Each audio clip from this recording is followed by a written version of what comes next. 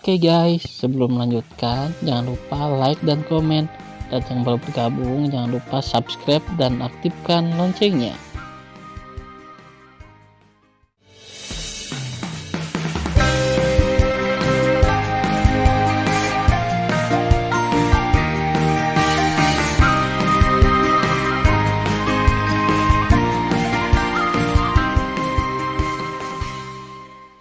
Episode 42. Melanjutkan cerita sebelumnya. Waktu berlalu, 1 tahun 5 bulan telah berlalu. Prajurit dewa memberitahu berita itu kepada Raja Dewa Baicheng, yang segera memberitahu Putri Sen Subing bahwa Tan Yun aman dan sehat. Sen Subing merasa lega ketika mereka mendengar pidato. Sebulan lagi berlalu. Di puncak Rurma Kaisar Abadi ke-9, ada lautan bunga yang tak ada habisnya, ribuan bunga, dan aroma yang tak terbatas. Rumah itu sangat besar sehingga memiliki radius 30 juta sen. Rumah ini adalah rumah Kaisar Abadi ke-9. Ketika Fang Rulong, Kaisar Abadi ke-9, dan banyak penguasa kota dibunuh oleh Tan Yun, tulang-tulang rumah Abadi ke-9 seperti gunung dan kemakmuran abis. Setelah ribuan tahun, mansion Kaisar Abadi ke-9 telah memulihkan kemakmurannya yang dulu. Di bawah pemerintahan Kaisar Abadi ke-9 yang baru diangkat, bayangan rumah Jiu Tianxian yang dicuci oleh darah ribuan tahun yang lalu telah memudar. Berdengung. Tiba-tiba, di langit di luar gerbang timur rumah Kaisar Abadi ke-9, sebuah gerbang dewa dengan ketinggian 10.000 kaki perlahan muncul. Puluhan ribu tentara abadi yang menjaga kediaman segera merangkak ke tanah. Karena mereka tahu bahwa ketika pintu dunia dewa dibuka, dewa akan datang. Kepala prajurit segera mengeluarkan jimat peri transmisi suara, dan transmisi suara dengan hormat berkata, Tuan Kaisar Abadi ke-9, gerbang para dewa telah dibuka, dan dalam beberapa saat, akan ada dewa yang datang. Di aula abadi Kaisar Abadi, seorang lelaki tua berusia 70-an, gemetar dan bergegas keluar dari aula. Melalui susunan transmisi, dia bergegas keluar rumah dan diam-diam menunggu kedatangan dewa. Nama orang tua itu adalah Dong Yan. Dia adalah Kaisar Abadi ke-9 hari ini. Boom! Setelah pintu dunia dewa terbuka perlahan, Tan Yun memimpin Ouyang Qianqian dan terbang dari pintu dunia dewa ke gerbang timur rumah Kaisar Abadi. Kemudian, Fang Bubai terbang keluar dari gerbang dunia ilahi dan mendarat di sebelah Tan Yun. Dong Yan terkejut dan tampak seperti hantu. Dia menatap Ouyang Qianqian dan berseru, Nona Ouyang, apakah Anda tidak mati? Ya, Ouyang Qianqian menjawab.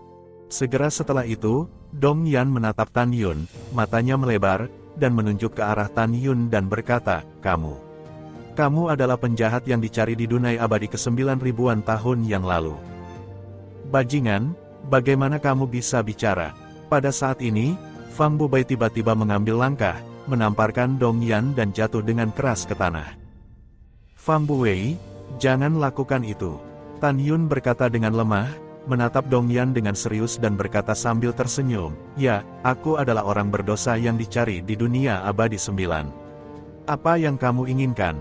Dong Yan bangkit dari tanah, berdiri di depan Fang Bubai dan berkata dengan hormat, Kaisar Abadi Lama, Anda tidak tahu, dia membunuh banyak orang di dunia abadi ke-9. Tidak menunggu Dong Yan berkata, kata-kata Fang Bubai berikutnya membuat Dong Yan gemetar ketakutan. Tapi melihat Fang Bubai, dia berteriak pada Dong Yan, idiot. Apakah kamu tahu siapa dia? Sudah kubilang, dia adalah murid Tuan Ling Xia Tianzun. Begitu dia mengatakan ini, Dong Yan sangat ketakutan sehingga dia menjadi pucat, jatuh. Dia berlutut di depan Tan Yun, gemetar dan berkata, saya rendah hati. Tanpa menunggu kata-kata Dong Yan, dia teringat suara Tan Yun yang acuh tak acuh. Nama asliku Jing Yun, bukan Tan Yun, panggil aku Jing Yun. Mendengar pidato itu, Dong Yan buru-buru berkata, saya merasa tersanjung melihat Tuan Jing. Ya, Tan Yun mengangguk dan berkata, oke, tidak ada hadiah. Terima kasih Tuan Jing. Dong Yan dengan hormat berdiri di belakangnya. Ouyang Qianqian memandang Dong Yan dan bertanya, apakah rumah penguasa kota dari kota Tong Tianxian masih ada sekarang? Dong Yan dengan hormat berkata, saya belum menemukan tubuh ayahmu setelah si pembunuh mencuci rumah abadi 9 surga dengan darah. Oleh karena itu, posisi penguasa kota Tongtian akan disimpan oleh ayahmu. Ouyang Qianqian berkata, ayahku telah menjadi dewa sekarang, dan dia akan membiarkannya keluar sebagai penguasa kota abadi Tongtian. Namun, tuan kota yang baru diangkat tidak dapat tinggal di kediaman saya. Dia harus membangun kembali kediamannya.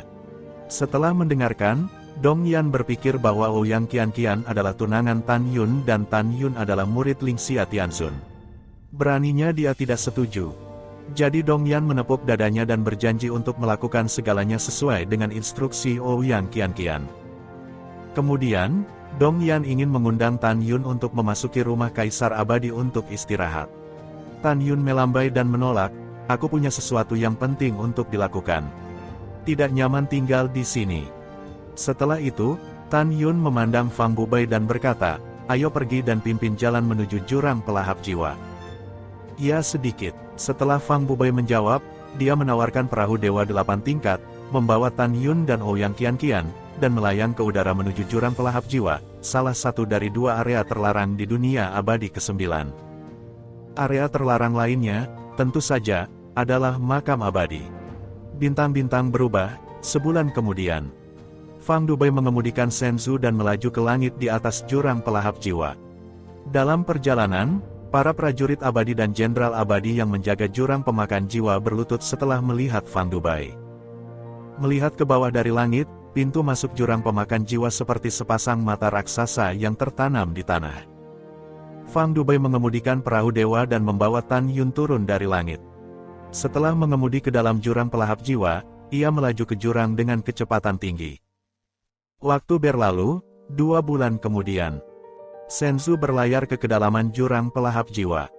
Tan Yun dengan jelas ingat bahwa sebelum dia menjadi dewa, dia menemukan susunan kelahiran kembali pengorbanan darah yang kacau di kedalaman jurang pelahap jiwa. Di dalam formasi besar, saya menemukan mantan istri saya, Yuyan, dewa abadi. Ini dia putra Jing. Fang Bubai mengendalikan Shenzhou dan terbang ke dalam jurang, tetapi melihat ratusan ribu tentara abadi dan abadi menjaga peti mati kristal sepanjang 1 juta kaki. Bawahanku mengetuk Kaisar Abadi ke-9 lama. Ratusan ribu tentara abadi dan jenderal abadi bersujud satu demi satu menghadap Fang Bubai. Ya, Fang Bubai mengangguk dan memandang orang-orang, tidak ada apa-apa untukmu di sini. Mari kita tinggalkan jurang pelahap jiwa. Ya, bawahan patuh. Ratusan ribu tentara abadi dengan hormat akan menerima perintah dan terbang keluar dari jurang. Ketika prajurit abadi dan abadi akan pergi, Tan Yun diam-diam melihat peti mati kristal darah, melepaskan kesadaran ilahi, dan mulai memeriksa pola susunan larangan yang diatur oleh Chaos Supreme pada peti mati kristal darah. Sesaat kemudian, Tan Yun punya cara untuk memecahkannya. Yuyan, tak lama lagi, aku akan membawamu pergi dan mencari cara untuk membangunkanmu secepat mungkin. Setelah mengambil keputusan, Tan Yun mengorbankan perahu dewa terbaik, memanipulasi perahu dewa, dan menjadi raksasa setinggi lebih dari 1 juta kaki. Kemudian, kekuatan suci Tan Yun melonjak keluar, mengembun menjadi 2 tangan raksasa dari udara kosong, dan mencengkeram kedua sisi peti kristal berdarah. Mengangkat peti mati kristal berdarah dan dengan lembut meletakkannya di Shenzhou. Segera, Tan Yun membawa Ouyang Qianqian ke Shenzhou, menatap Fang Bubai di tanah di bawah dan berkata, naik Shenzhou dan pergi ke makam abadi. Baik Tuan Jing. Setelah Fang Bubai menjawab, dia terbang ke Shenzhou dan mengarahkannya keluar dari jurang pemakan jiwa. Hanya dalam 4 hari, Shenzhou keluar dari jurang makan jiwa. Kemudian, butuh 1 tahun 2 bulan lagi bagi Fang yang tak terkalahkan untuk mengendarai Shenzhou dan mengapung di depan sebuah kota di antara pegunungan peri yang menjulang tinggi. Kota ini diselimuti parit. Di luar kota, ratusan ribu tentara dan jenderal abadi ditempatkan. Di kota yang dijaga ketat, ada makam kuno yang besar, makam abadi. Sudah diketahui oleh semua makhluk abadi di dunia abadi 9 bahwa jurang pelahap jiwa dan makam ilahi abadi tiba-tiba muncul lebih dari 30.000 tahun yang lalu, tetapi tidak. Karena jurang yang pelahap jiwa dibuka oleh Chaos Supreme dan Siyuan Supreme. Makam abadi itu seperti istana bawah tanah yang besar, meliputi area seluas 360 juta mil peri, yang cukup luas. Fang Bubai memandang jenderal abadi yang menjaga makam abadi dan memerintahkan, buka gerbangnya. Ya, bawahan patuh. Setelah jenderal abadi membuka gerbang, Fang Bubai mengendarai Shenzhou ke gerbang. Tan Yun melihat pintu masuk besar ke makam kuno.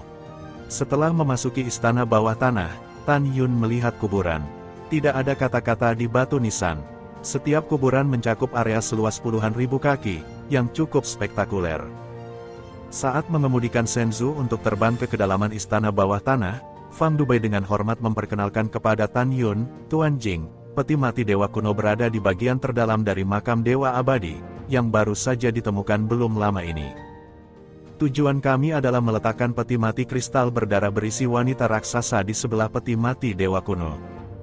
Chaos Supreme berkata bahwa wanita raksasa itu adalah dewa alam semesta terakhir, dan nafas kehidupan yang kaya yang diisi dengan peti mati dewa kuno juga berasal dari alam semesta terakhir, yang tentunya akan membuat wanita raksasa itu segera bangun. Ya, Tan Yun berkata pelan, pimpin jalan.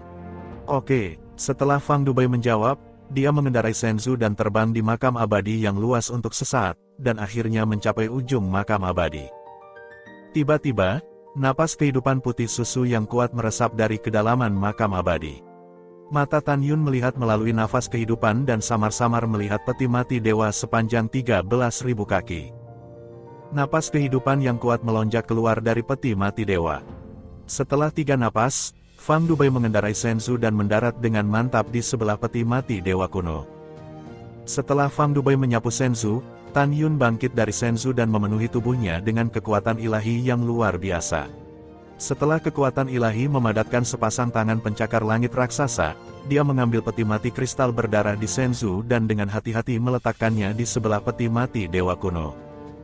Benar saja, itu efektif untuk Yuyan.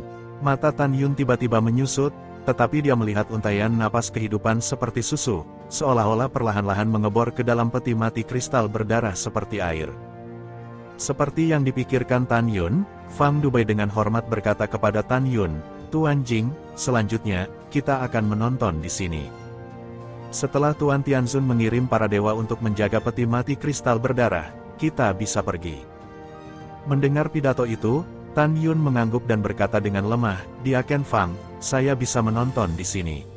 Anda pertama-tama kembali ke dunia Dewa Hongmeng dan memberitahu tuan saya tentang pengiriman peti mati kristal berdarah kami yang aman ke makam Dewa Abadi. Oke, aku akan mendengarkanmu, Tuan Muda Jing. Setelah Fang Dubai mengangguk dan membungkuk, dia mengorbankan Senzu dan terbang ke pintu keluar makam abadi.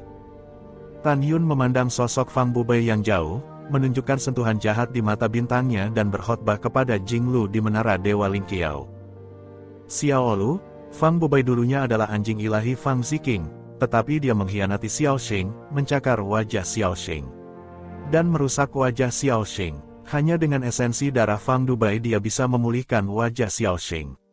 Fang Dubai hanyalah binatang Raja Suci kelas 3, jauh dari lawanmu. Aku akan memberimu tugas selanjutnya. Nanti, aku akan memberimu tas binatang roh. Kamu ambil kantong binatang roh itu, kejar Fang Dubai, tangkap hidup-hidup, dan masukkan ke dalam kantong binatang roh itu. Ingat untuk tidak membunuhnya. Aku akan membawanya kembali ke kota tentara Qingtian dan menyerahkannya kepada Xiao Xing. Segera, Tan Yun mendengar suara Jing Lu di benaknya, saudara yang baik. Ingat, jangan biarkan siapapun mengetahui. Bagaimanapun, dia adalah Diaken Hongmeng Senfu dan orang yang dipercaya oleh Ling Xia Tianzun. Setelah itu, Tan Yun menawarkan tas binatang roh dari cincin dewa dan menggantungnya di depannya. Pada saat berikutnya, Jing Lu berubah menjadi sinar emas dan terbang keluar dari menara Dewa Lingqiao di telinga Tan Yun. Setelah mengambil tas binatang roh di tangan Tan Yun, dia dengan cepat menghilang di depan mata Tan Yun. Tan Yun tahu bahwa dengan kecepatan terbang Jing Lu, ketika dia terbang keluar dari makam abadi, tentara abadi yang menjaga gerbang kota tidak akan ditemukan sama sekali. Selanjutnya, Tan Yun dan Ouyang Qianqian terbang turun dari Senzu dan berdiri di depan peti mati dewa kuno. Apa yang kita lakukan sekarang? Ouyang Qianqian berkata, Tan Yun, saudari Yuyan adalah mantan istrimu. Kami tidak bisa membiarkannya di sini. Yah, kata Tan Yun, aku bisa membuka larangan peti mati kristal berdarah. Aku akan membawanya pergi. Tapi sebelum aku mengambilnya, aku ingin melihat apakah aku bisa membuka peti mati dewa kuno dan melihat apa yang ada di dalamnya. Qianqian, pergi dan jaga pintu masuk makam abadi. Jika ada yang masuk, kirim pesan padaku segera. Oke, Ouyang Qianqian menjawab dan terbang keluar dari makam abadi. Ketika Ouyang Qianqian datang ke pintu keluar makam abadi, dia berkata, "Baiklah, kamu bisa mulai." Mendengar pidato itu, Tan Yun bangkit di udara dan mulai terbang perlahan di sekitar peti mati dewa kuno yang besar. Selama penerbangan, ia mulai mengamati garis berliku di permukaan peti mati dewa kuno. Dengan berlalunya waktu, 3 jam kemudian, Tan Yun mengerutkan kening dan bergumam, pola susunan terlarang ini misterius. Itu harus diatur oleh yang kuat dari alam semesta terakhir sebelum runtuhnya alam semesta. Tan Yun tidak memiliki petunjuk untuk sesaat. Dia tidak tahu cara membuka peti mati. Dengan kebingungan, Tan Yun menjadi tenang dan mulai mengamati dengan cermat lagi. Setelah 2 jam, masih belum ada petunjuk. Untuk pertama kalinya, Tan Yun merasa tidak berdaya menghadapi larangan. Rasakan rasa ketidakberdayaan yang mendalam.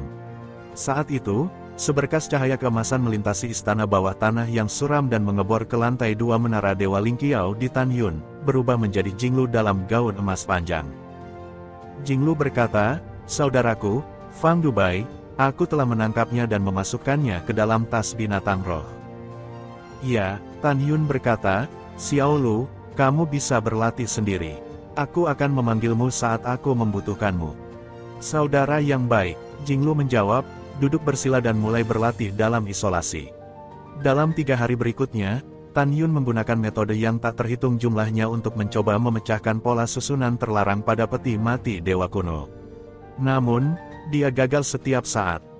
Tan Yun mengerutkan kening, "Saya adalah anggota dari keluarga dewa kuno abadi di alam semesta terakhir. Saya mahir dalam semua jenis keterampilan surga. Mengapa saya tidak bisa membuka pola susunan terlarang pada peti mati dewa kuno ini?"